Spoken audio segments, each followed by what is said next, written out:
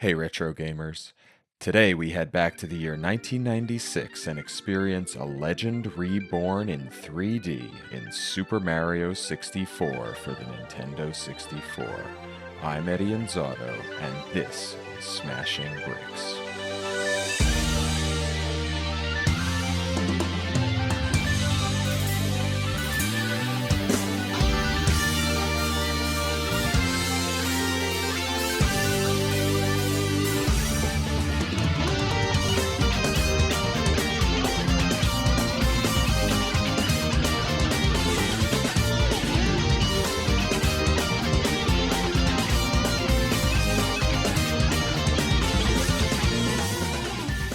Hey, welcome to Smashing Bricks, a retro gaming podcast, a show all about revisiting classic video games together to see if they hold up to the rose tint of nostalgia.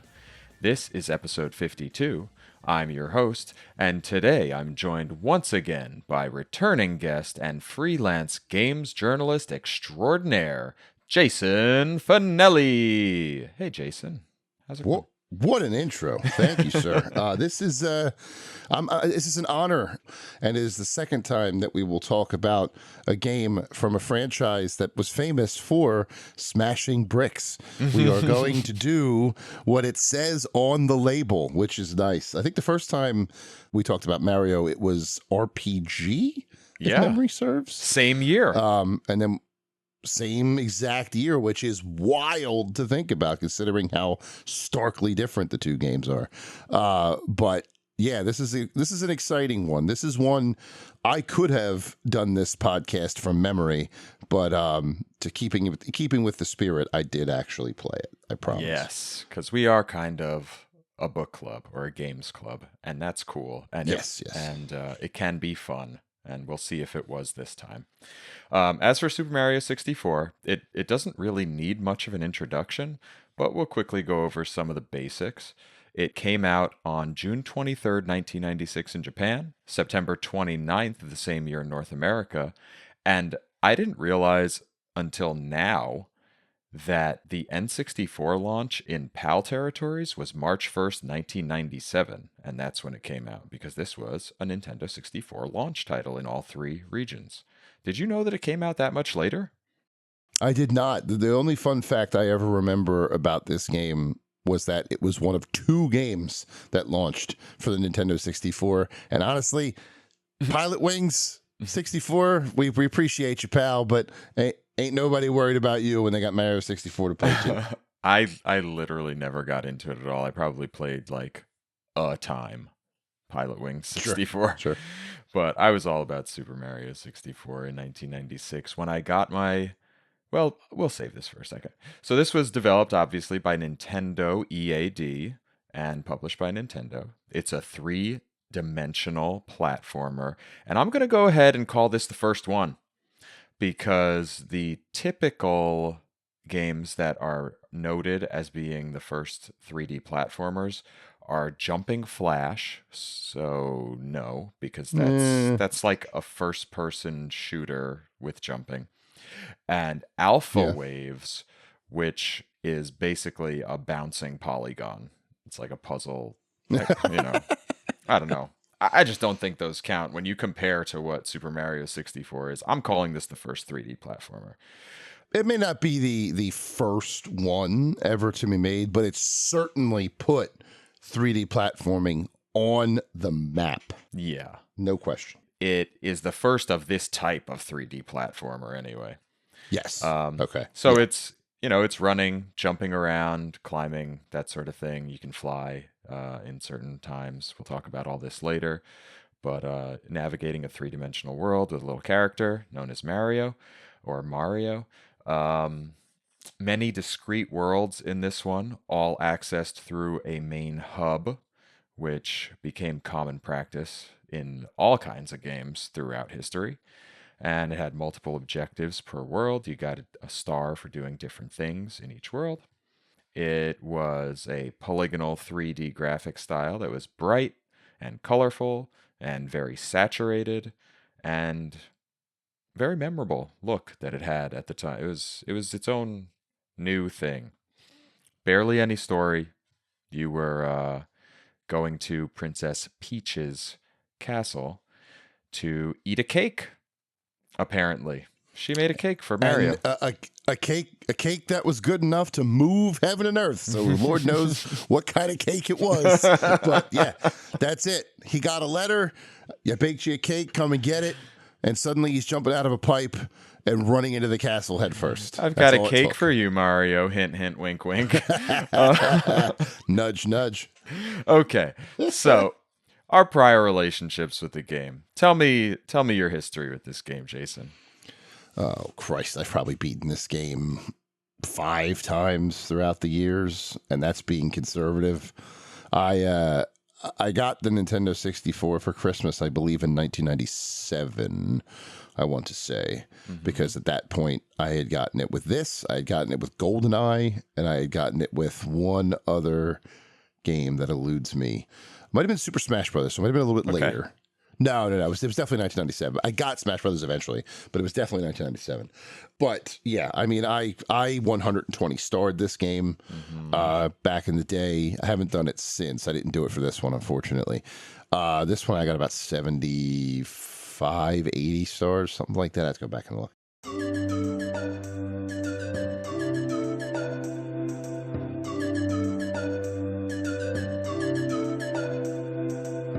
So I bought this console the day it came out with my own money. It was the first one that I ever bought myself. I was, what was I, 12 years old, just turned 12, had some birthday money, and I got the Nintendo 64 and Super Mario 64 and not Pilot Wings. My next game was Wave Race, but Super Mario 64 I spent just ages playing, mastering it, got the 120 stars, loved it. I was awestruck by everything that I played back then. Yeah, and I've come back to it tons of times. It's been kind of one of those sort of comfort games that I could revisit at Yep. any time. And I wouldn't necessarily beat it. I would kind of just play up until I got to the upper floor of the castle and have access to the upper floors and not really bother to finish the game and go get Bowser. I just liked accessing all the levels, every time I would go back and play. Because there are some really good ones in the upper floor and some really good ones in the lower floor and some really good ones on the main floor. But we will talk about all of that after a little bit of game history. And I think I do mean a very little bit of game history. So at this time, it was like the beginning of the 3D era, as we said. It was that transition.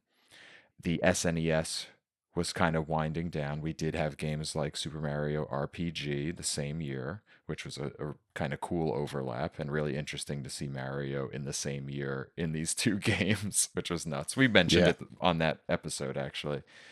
PlayStation 1 and Saturn were on the scene, but in my recollection or my opinion, I felt like they didn't have a ton of momentum quite yet. There were games. I'd agree with that.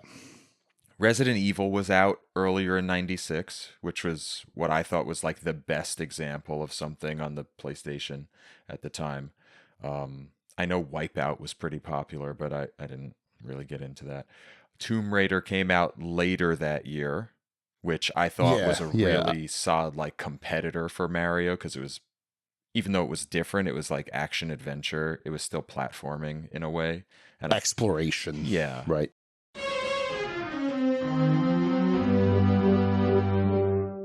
I am sorry, but I am editing here and I have to jump in and say we completely forgot to mention Crash Bandicoot, which would be the most perfect comparison and rival at the time that actually made it out on the PlayStation with antagonistic ads preceding it, where Crash literally went to Nintendo HQ to harass Nintendo and Mario, and it beat Super Mario 64 to market in North America by a couple of weeks.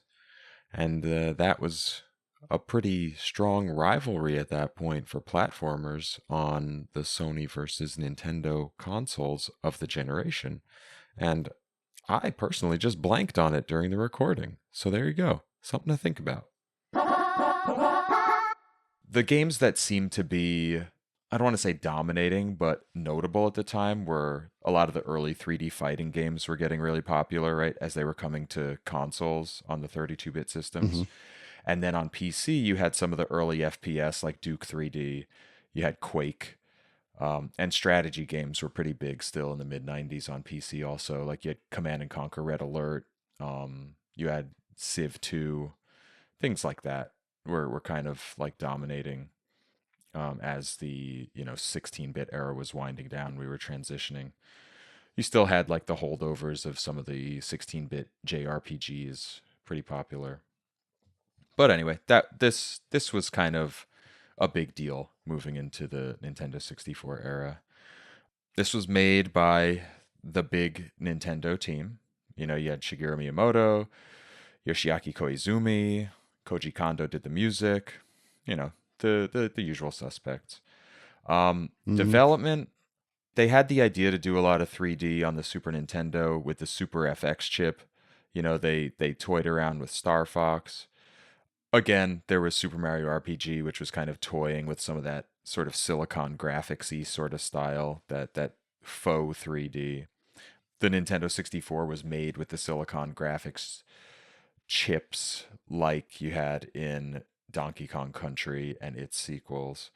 And 3D was just the thing to do. So they had to make a Super Mario 3D game. And here it was.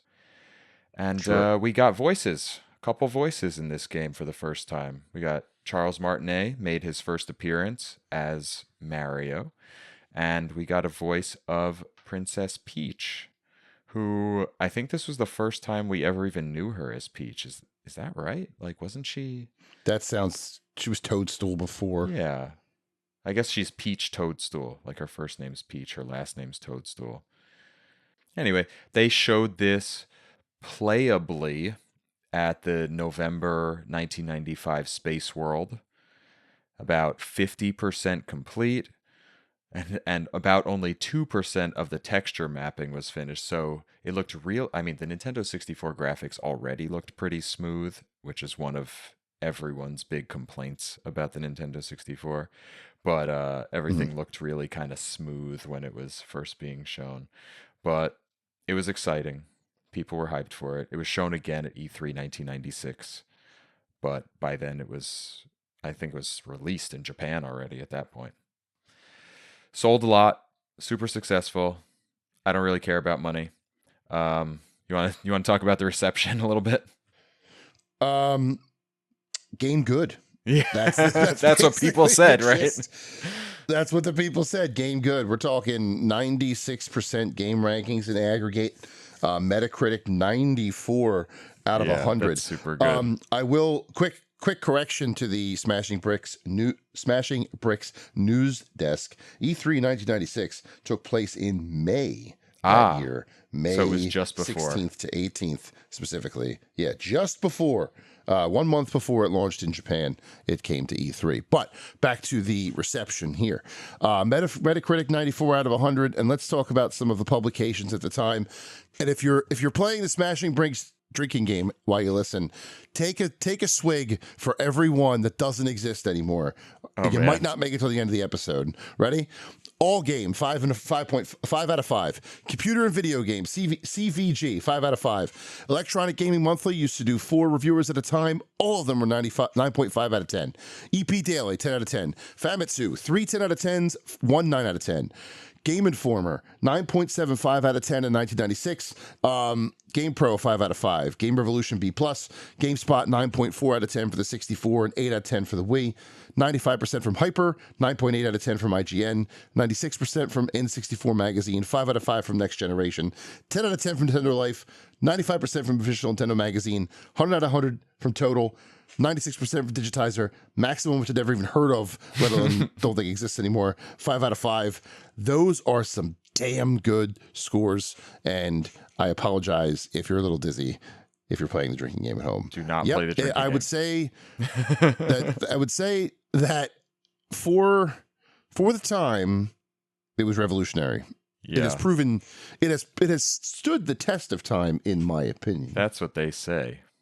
And let's mention some awards here. I've got some 1996 awards. Electronic Gaming Monthly gave it Game of the Month. It gave it the Gold Award. It gave it the Nintendo 64 Game of the Year, the Adventure Game of the Year, the Best Graphics, the overall Game of the Year, as did Game Informer give it Game of the Year, and the Spotlight Awards gave it Game of the Year. Best Use of Innovative Technology, Best Console Game, Digitizer, CVG, Golden Joystick, all Game of the Year. Golden Joystick, Best Looking Game. Official Nintendo Magazine, Best Nintendo 64 Game. And the ECCSELL Awards, which I've never heard of, got the Gold Award. And it's been listed as the greatest game of all time on numerous lists over the years and has since fallen as other games have come out. It was, on the 100 best games of all time from EGM. The Game Informer did a re-review of the same game in 2007. I'm seeing here. It was just the original one. Oh, okay. Yeah, just all the time listed as, among the best games of all time, revolutionary, blah, blah, blah. Okay, so that's what they thought about it. Mr. Jason, I don't bury the lead Fanelli, may have given you a hint of where we're going, but we played it, so what did we think about it?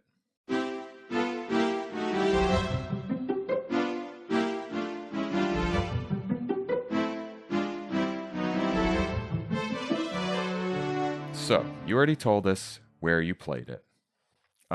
Yes. And you said you did about like 80 something stars this time?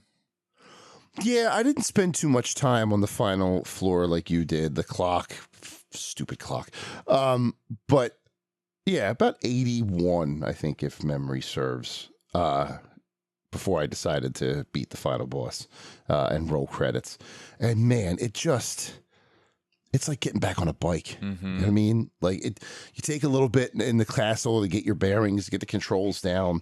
And then as soon as you jump through that first painting to bob-omb Battlefield and you hear that music play, that iconic track. Oh, man.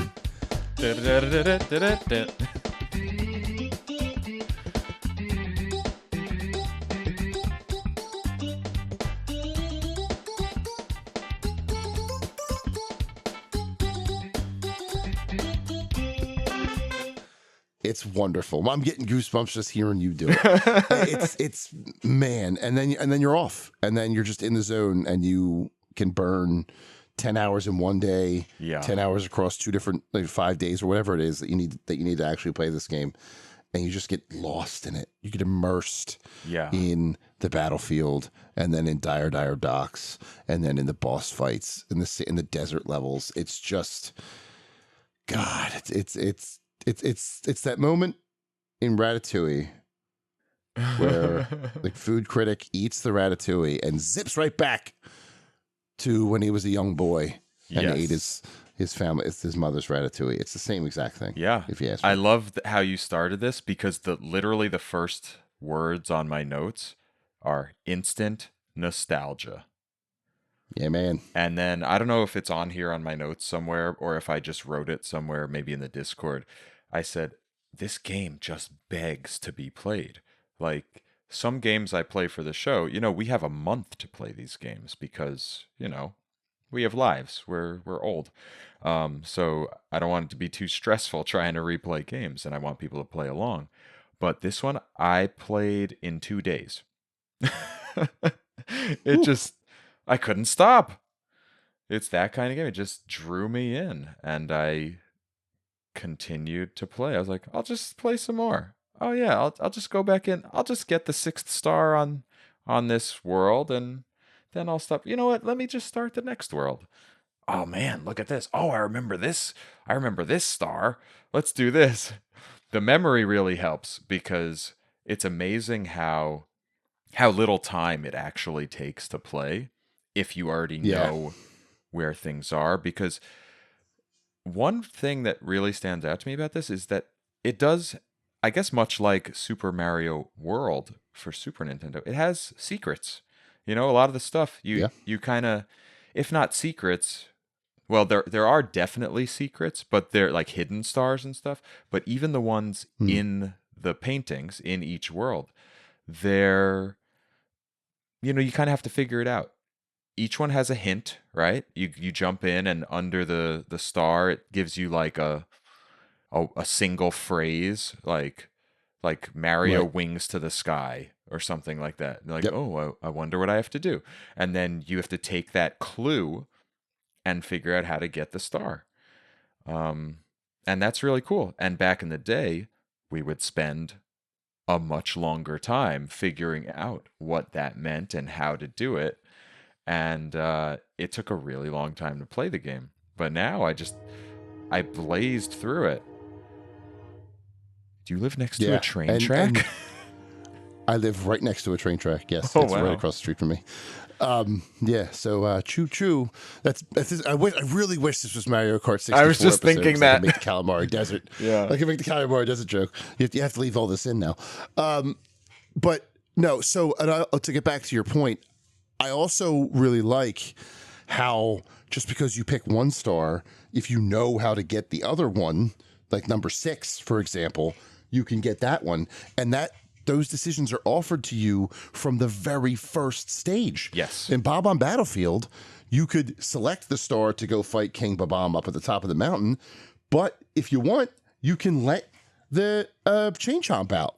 That's the You can, exact example I wanted to use because that's one of the ones I almost feel like that one is designed so that you can learn, like you realize when you yes, do that. Because you have the butt stomp, right? And that's like a fun move. And you know that you figure out that you can knock things into the ground. So maybe you jump on there and you butt stomp it down and it makes a little, I guess almost like a train whistle kind of sound when you hit it. So it yeah, kind of gives you feedback and you're like, "Oh, this must be doing something." You do it and then he breaks open the cage and now you get that star and that's kind of an early way to learn, "Oh, wow.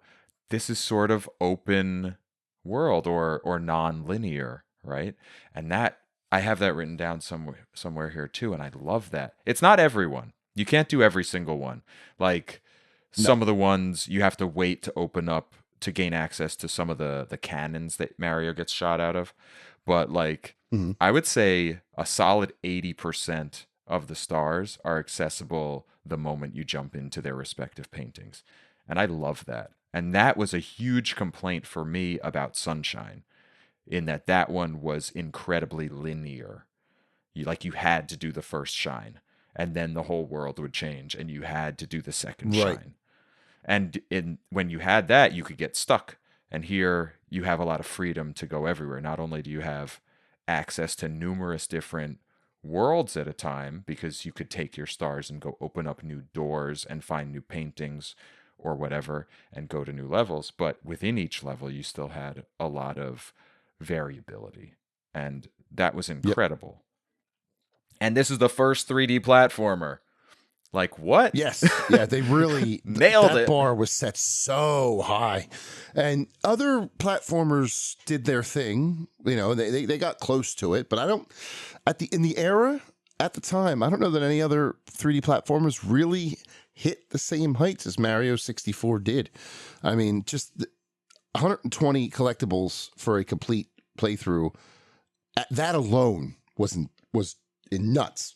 It was pure insanity to hear that there's 120 different stars, 120 different challenges I have to do to get 100% completion on this game. And that's not even to mention things like some of the stars are getting 100 coins in every level. Mm-hmm.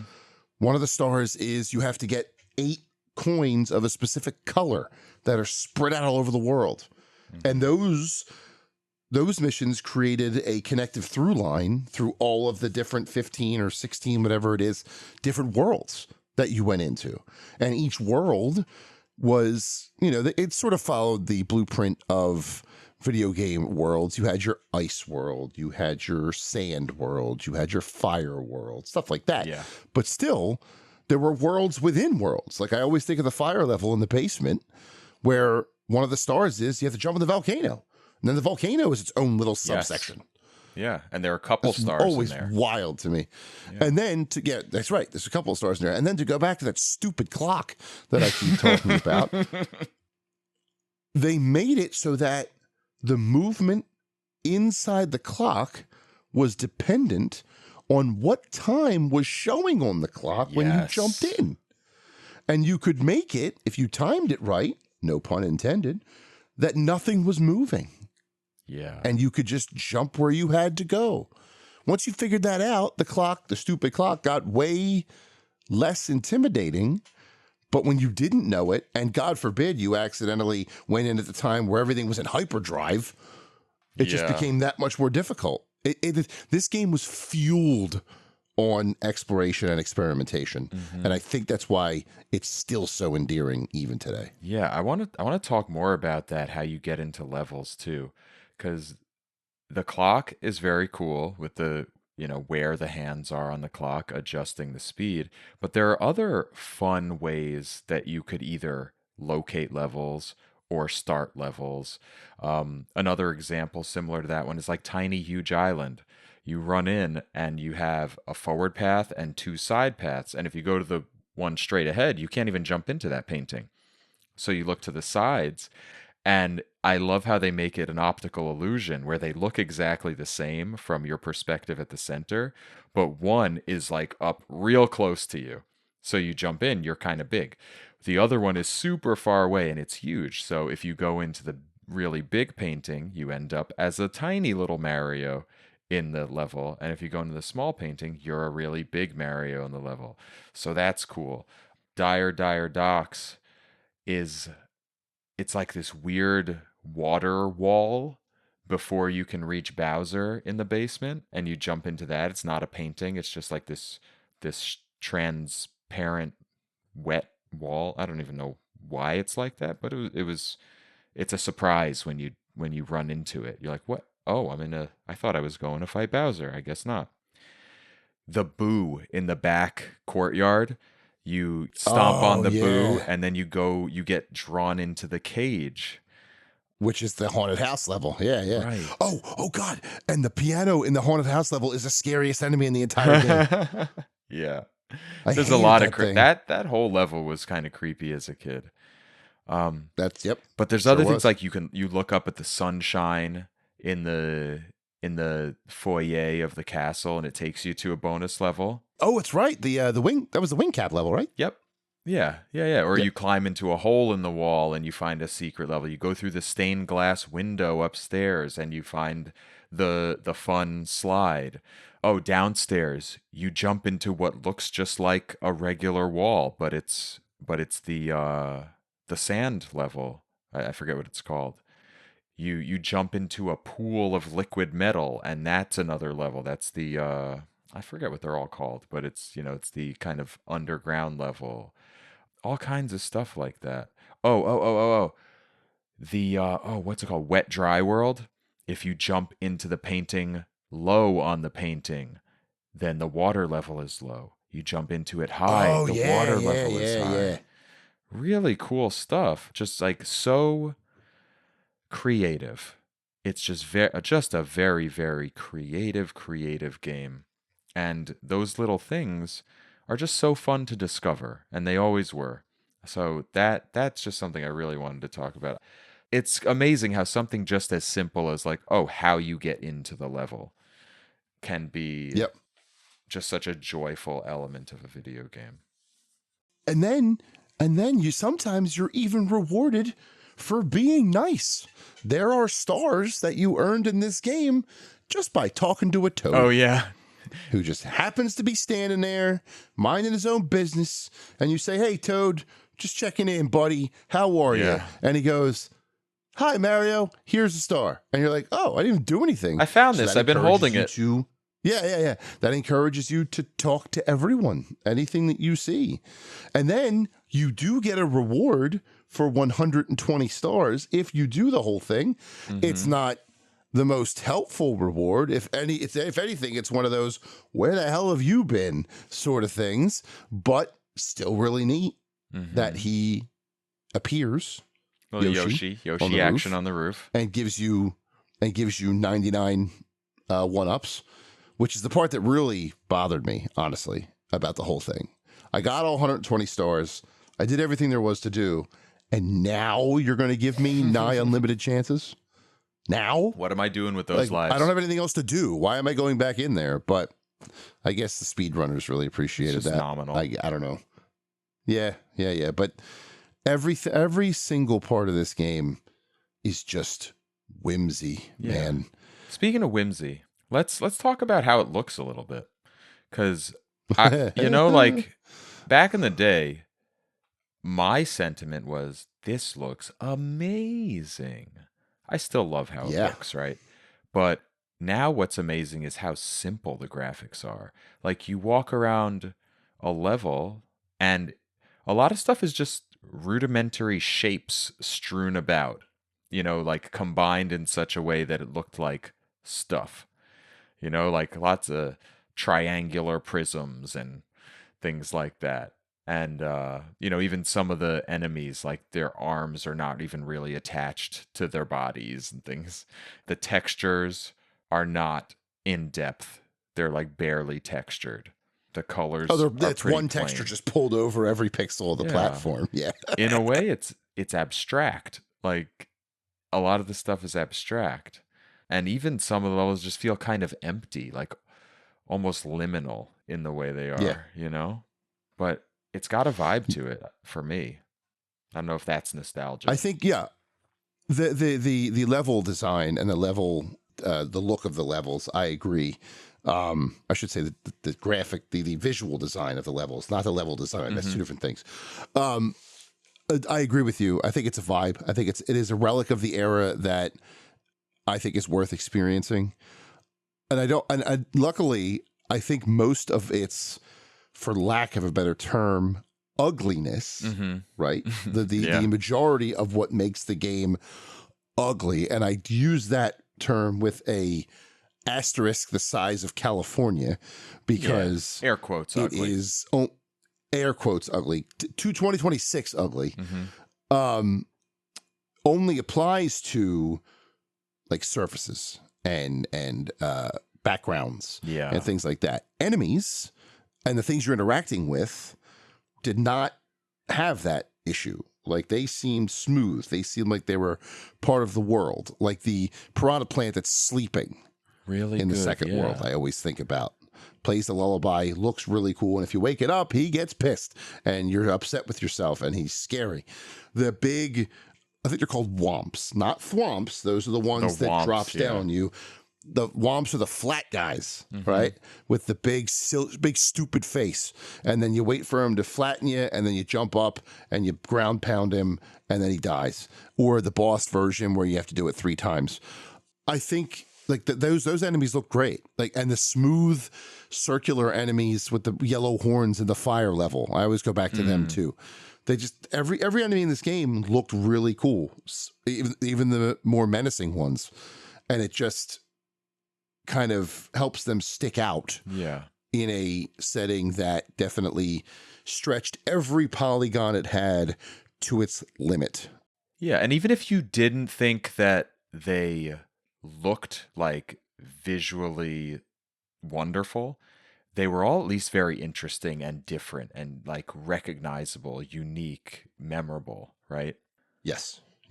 And I feel that way about the levels too. Like, even though the levels are kind of small, and even though the way that things look is kind of rudimentary, I feel like they're all put together so well. They all feel like a playground.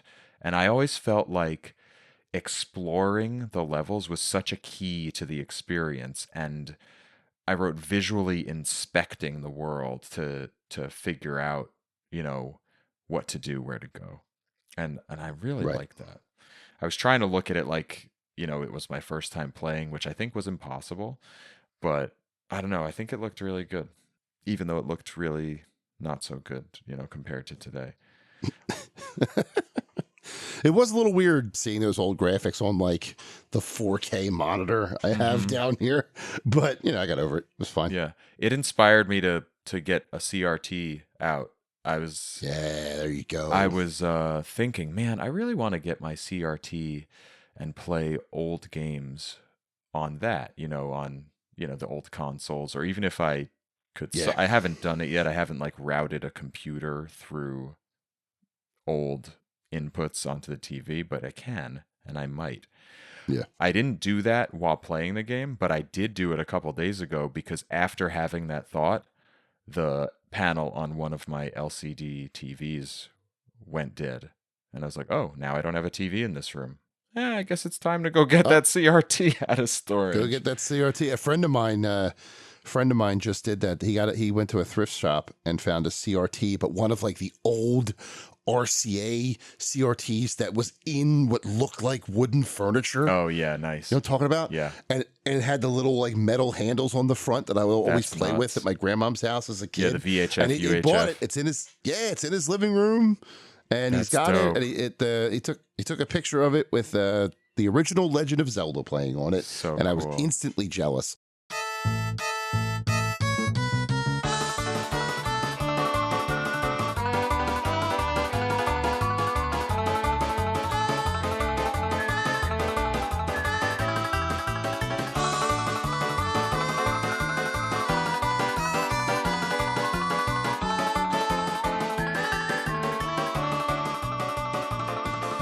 I was about to say, it's like speaking of looking at the game, this game did something so smart and so important because this was the first time we had to manage a camera, right?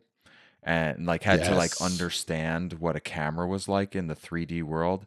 So right off the bat, you're dropped into the outside sort of courtyard of the castle where you're greeted with like this beautiful landscape, this beautiful castle for the time beautiful, not for 2026 beautiful, and your sprite-based trees that turn to face you, like you said. But you run up to the castle because, like, obviously you're going to the castle to get your cake. Who wouldn't? Um, and and you encounter Lakitu, the Koopa creature who floats in a cloud, and he's got a fishing pole with a camera on it. And it explains to you that he's following you around with a camera. So Nintendo decided that the best way to make gamers understand a 3D camera was to put a character holding a camera. And that was just so smart. And we didn't even realize it, I don't think, like how good that was. And the camera was actually excellent. I don't know if other people will agree with me on this. I don't know if you agree with me, but I found using the camera really good. You could switch between Lakitu mode and Mario mode, and Yep. I would keep it on Lakitu mode for most of the time for while you're just running around and you get a nice angle that they choose for you that makes it like somewhat cinematic. But if you needed to do something precise, and this game did it, but not many games after have ever really done it because they just gave you full control. But if you switch to Mario camera, Lakitu always lines up directly behind you, so you can make those straight alignments to walk across things or make precise jumps. And I didn't remember that until I did. And when I did, I was like, oh my God, this is so good. I couldn't believe it. Did you have that Yeah. experience? And Do you agree with me? no, the first thing I remember about that camera was being able to switch to first person temporarily Mm-hmm. and being able to freely look around in the entire 3D space, see if there's a path that you walked past, or in the case of the wing cap bonus level, you had to do that in order to look up and have the stage activate. It was so cool. I don't know that first person really happened in any quality way before that. My first experience with first person gaming, if I had to guess, would be the stages that took place inside buildings for the Jurassic Park game in the Super Nintendo when it gets first person and you become molasses slow and there's dinosaurs that you have to shoot at like 10 frames a second and it's all pixelated, but that's a tangent. So to be able to look into Mario's eyes, become Mm-hmm. Mario's eyes for the first time. This character that I hung out with my whole life in video games like Mario World and Mario 1 and 2 and 3 was wild to me. I Yeah. loved that And so much. freely move it around to look around. Because a lot Yes, of the yes, first person yes. stuff was confined to the PC realm, right? Like your first person shooters, but it was pretty like straightforward. You know, Right. you were Yep. looking straight. Maybe you tilted up and down a little bit, but it wasn't so smooth and it wasn't in a big, fully realized, fully three-dimensional world. And then the only other stuff that Correct. I really did was old RPGs like Wizardry, you know, the what are they called? Blobbers now? The where you're walking through essentially a dungeon Oh yeah. kind of Yeah, yeah, block yeah, by yeah. block. And those were cool, but that again, it was just a basically a static camera. It was more of like each step you take, it refreshes to the next static image of the next thing that you're looking at. Hmm. So yeah, this definitely had a different vibe about it, about looking around the world. We didn't really talk about like what you actually do. Like obviously Mario always could run and jump, but he could always do like other stuff in Mario games. And here he got a bunch of new moves. What were some of your favorite moves that Mario could do that were Uh, new? Earlier I mentioned the butt stomp. I Yep. thought that was pretty cool, especially how it implemented itself into puzzles and into dealing with enemies. Yeah, good way As to again I spoke about. interact.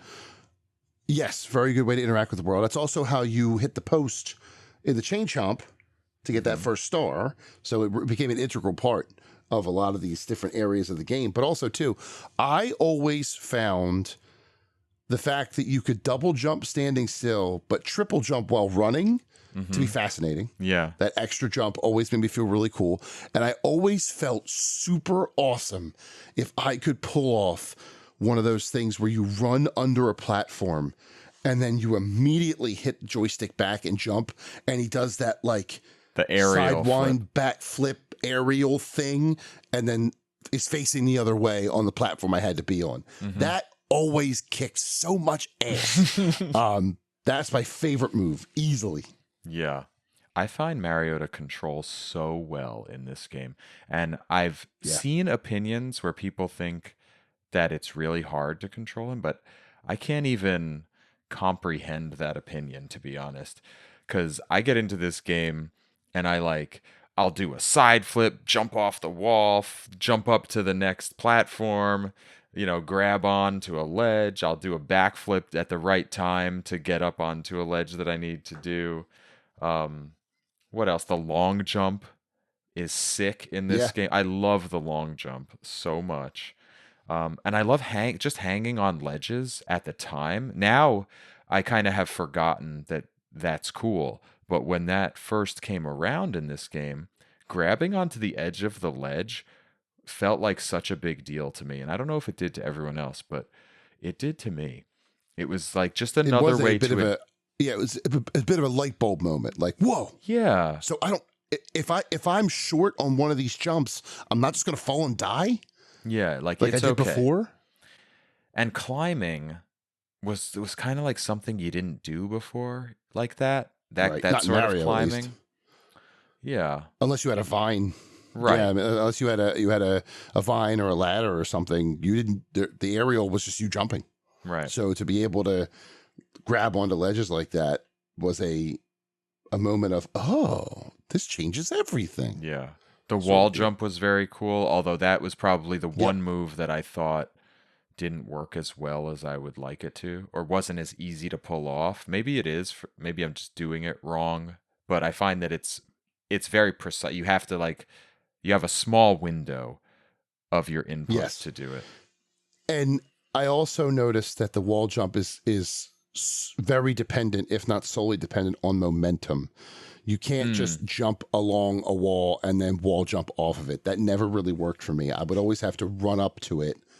And then, like in the parts where you had to jump back and forth to ascend, mm-hmm. right? There's a couple of those. I always would have to get a running start Yeah. before I could get the momentum that I wanted to go all the way up. So, yeah, I agree with you that the wall jump is the most awkward or takes the most time to practice and learn. Yeah. But it definitely is more challenging than the rest of his new moves. Yeah. And he could punch and kick and grab things by punching or by diving, like where you had to Yes. chase the little rabbit around and dive to grab Oh, him. that Mips. piece of crap. Whenever you think his name is Nips. Whenever you think you have him cornered, he just gets away from you, and you got it. And then you get him the one time you think you're done, and that little bugger shows up again. You got to get another star from him later in the game. It's brutal. That's so funny. It's Mips with an M, and it's just for anybody who, because nope, his name's Nips now. Sorry, y'all. It's related to microprocessor without interlocked pipeline stages. It's a reference to the Nintendo 64 architecture when they had trilinear MIP mapping.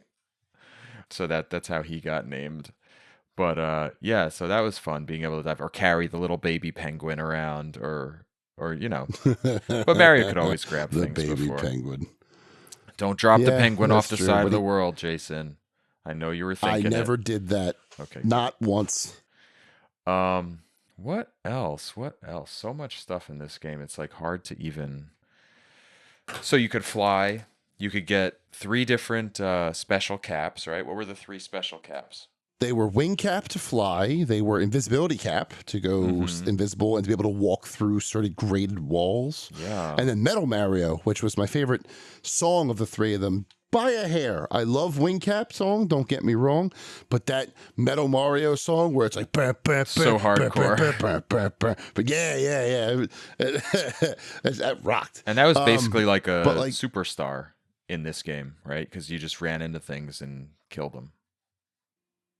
Yeah, you were heavier. They couldn't hit you. Your punches, I think, did a little more for the enemies that you had to punch them to knock them away. I think it knocked them away just a little bit further. You walked on the floor of the ocean instead of swimming or whatever. Yeah, right. Of the 3 power-ups, it was the most like the original Superstar. Wing cap just gave you the ability to fly and soar around, and I loved very cool when you went from jumping to flying, you would hear the wind start. Like that was your cue to know that you were ready to go. Yeah. Right. A very, very distinct wind sound. And then invisibility was just kind of there. Right. I didn't really think too much of it. I feel like that one was the least exciting because it didn't really have to do with like how you moved around as much. It was just about like locating secrets. It was a way to like interact with secret walls or I don't know, do things faster, shortcut through areas. Like you had to get the invisibility to be able to go through walls that would otherwise stop you and make you take longer to perform a task or something. But I mean, it was cool. Yeah. It just wasn't as good as the other 2. But the visual effect of it was very cool. That's true. And being able to walk through that one wall was pretty neat.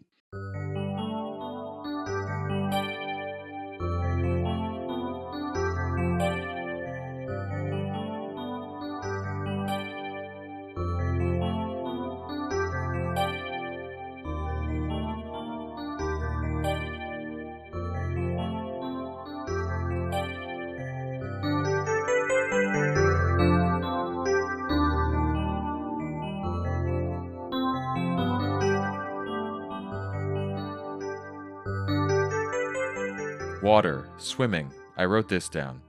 Another thing that this got right and ruined for 3D games to follow was water levels because the controls are actually excellent underwater in this game to me. And the ease of replenishing your air, very good. All you have to do is come up to the surface and you get all your health back. And your health is your air. It's not like a separate thing. Yes. And they often had plenty of air bubbles underwater when you had to go down further. It was just really good. It paced the underwater sections really well. And it's amazing that, again, this was the first real 3D platformer, and they did underwater so pleasingly for my gaming sensibilities. Because water levels suck, like in video games, right? They really do. Most of them. Water temple looking at you. But when I talked about earlier Bob on Battlefield being like the number one nostalgic thing, going through that painting for the first time in this game. Number two for me would be swimming through the Dire Dire Docks level and listening to that song.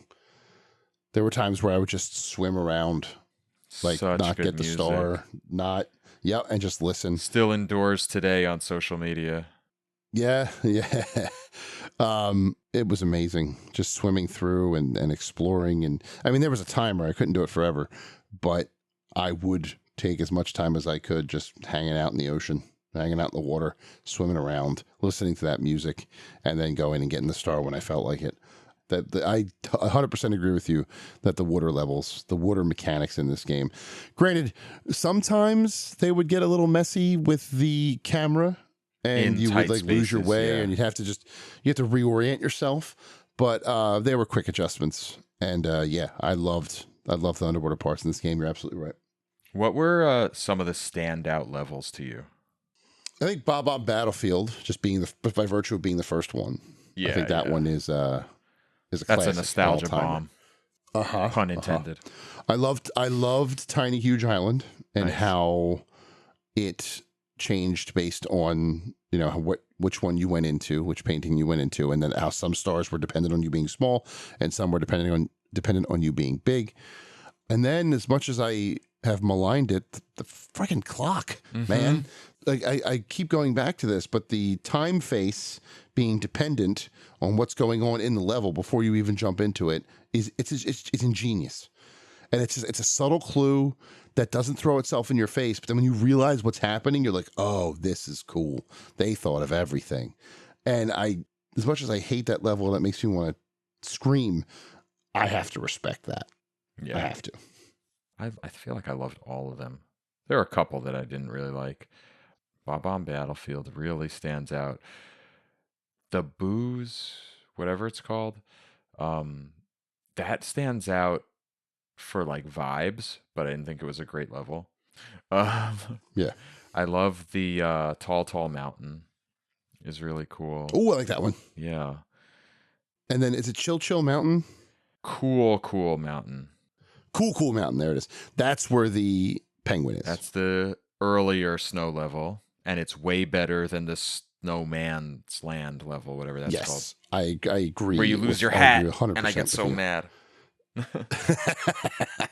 if we're talking about iconic levels or levels that have endured, we have to include the one with the penguin in it. Yeah. And the slide. Yes. Has a slide in there too. Both of the slides or all three of the slides are really good. Super fun. Yep. Bosses. This game had bosses that were impressive for the time. Like you start out, basically the first thing you're supposed to do is fight a boss. You know, they all boil down to like doing a thing 3 times, but I like the really big boss characters. I like the big Whomp a lot. I like the big bob-omb. Bowser every time it's a fantastic Bowser. Grab him by the tail and throw him into the bomb on the side of the arena. The Bowser levels, I think, are all really good. Actually, I like them a lot. And I liked how they encouraged going back into them by putting 8 red coins in there. Mm-hmm. So you can get a star for that and the star for beating Bowser. Also, the soundtrack. Can we talk about how this is probably the first time Bowser used that sort of sounding theme? Mm-hmm. And the heavy drums in the very beginning, and then it was musically, the music helped discern the first 2 battles from the main one, because the final battle brought in the pipe organ, and that became crazy town. I really like the music in this game. I don't know if you can tell. So good. It's really, really, really good. It's Koji. Of course it is. I mean, what else? What else can you say? It's the man. But yeah, I agree with you that the Bowser levels, or the levels leading up to the boss fights, were all really, really good too. Any other like favorite bits or parts or things that you didn't like? Specific elements? No, not really. Not a whole lot that I didn't like in this one, if I'm being honest. Maybe that's just nostalgia glasses, but it just makes me smile. It every does. time I I've play been it. smiling for the majority of this episode, which is not always the case. Yeah. Yeah, I feel like I've already hit all the things that I really loved. I mean, I love everything about it, but yeah, no notes, no complaints, really. No notes. Yeah. Still an excellent game to this day. Maybe we're going to Yeah. find out because at the end of every episode, we like to give our final thoughts and say whether the game was worth playing and if we would recommend people go back to it in now 2026 and beyond. And if we would and did enjoy it, then it's a smash. And if not, then it was more of a brick. So, Jason, you've told us since basically the first thing you said on this episode. Is it a smash or a brick? It's a brick. What? No, I'm kidding. Of course it's a smash. Of course. It is the smashest smash. It may end up being the smashiest smash that ever smashed when this podcast is said and done. Yeah, it's a no-brainer, all-timer. Should be something that you play, whether you go back and play it if you played it as a kid, or if you're experiencing it for the first time. It's essential. It is essential Criterion Collection level video game bliss. Yeah. It's an all-timer, man. And people going back to it now, especially those who are not of the time, may not have the same appreciation for it, right? Because objectively speaking, the game is sort of ugly in today's standards. Back then, it was mind-blowing. The weird tree that always looked at the camera no matter how you walked around it out in the courtyard, they were mind-blowing. The weird polygonal eel in that one water level, the giant eel where you had to get the star off of his tail, mind-blowing stuff. The music, the gameplay, the setting, everything being inside the castle was genius. A genius decision for the time. Jumping into pictures they're still doing parodies of or references to this day. This game is a cornerstone of family gaming. It's a cornerstone of platforming. It's a cornerstone of even Mario in general. Like the Mario series takes such a leap here that I would say the leap between where it was and where it ended up has not been as stark since. Yeah. Super Nintendo to 64. Even now, even in Super Mario Odyssey, the DNA of Odyssey started here. Yeah. This is where it was born. It is a flagship Mario game, in my opinion. Absolutely. I agree with you about that jump. That leap from Super Nintendo to Nintendo 64 was the single biggest kind of moment in my gaming history as far as advancement, for sure. I actually I don't know if was it this morning or yesterday? I popped in the old Change the System VHS tape that I got from Nintendo Power. Wow. That came. Yeah, I have all of those. I mention them from time to time, but this one was so much fun. And I remember watching that video and the feelings I got when seeing Mario in motion in 3D on the Nintendo 64. I had never been so hyped for probably anything in my life, versus the Nintendo 64. Yeah, total smash for me also. I'm just really happy at how well it still plays to me. It didn't really age poorly. It's a simple sort of game. It's a platformer, so it's less likely to have a lot of problems like some other games might from the same vintage. But man, it feels so good to play. And it's like incredible to me how this game feels better than 3D platformers, certain ones like released now or released 10 years later or 20 years after. It's incredible. What an incredible game. I can't believe it. Still legendary.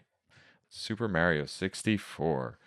So with that, Super Mario 64 is a smash and was/is worth revisiting in 2026 and beyond.